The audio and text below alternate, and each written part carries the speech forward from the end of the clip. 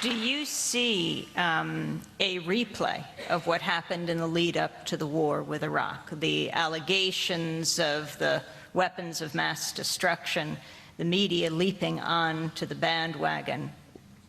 Well, in a way, but you know, history doesn't repeat itself exactly twice. What I did warn about when I testified in front of Congress in 2002, I said, if you want to worry about a state, it shouldn't be Iraq, it should be Iran. But this government, our administration, wanted to worry about Iraq, not Iran.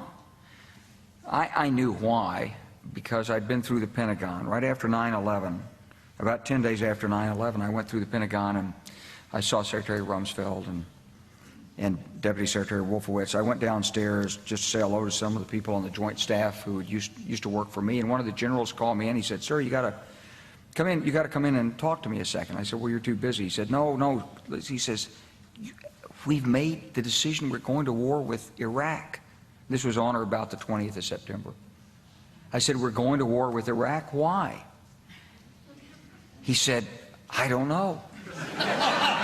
He said, "I guess they don't know what else to do." So I said, "Well, did they find some information connecting Saddam to Al-Qaeda?" He said, No. He says, "There's nothing new that way. They just made the decision to go to war with Iraq." He said, "I guess it's like we don't know what to do about terrorists, but we've got a good military and we can take down governments." And he said, "I guess if the only tool you have is a hammer, every problem has to look like a nail."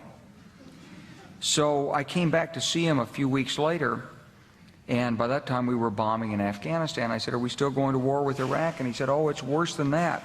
He said, he reached over on his desk, he picked up a piece of paper, and he said, I just got this down from upstairs," meaning the Secretary of Defense's office today, and he said, "This is a memo that describes how we're going to take out 7 countries in 5 years, starting with Iraq and then Syria, Lebanon, Libya, Somalia, Sudan, and finishing off Iran." The truth is about the Middle East is, had there been no oil there, it would be like Africa.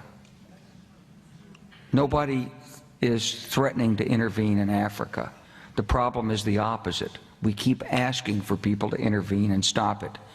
And there's no question that the presence of petroleum throughout the region has sparked great power involvement. Whether that was the specific motivation for the coup or not, I can't tell you, but there's always been this attitude that somehow we could intervene and use force in the region.